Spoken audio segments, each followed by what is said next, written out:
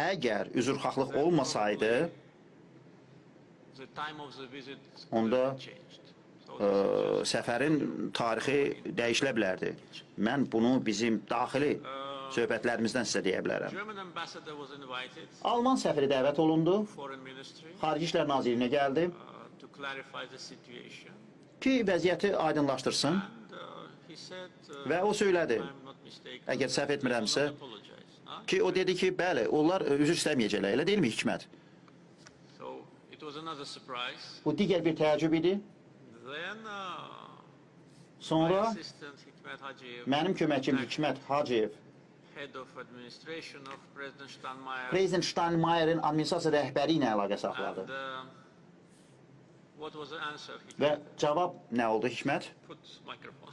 Mikrofonu yandırdı. Cənab Prezident, mikrofona danışın.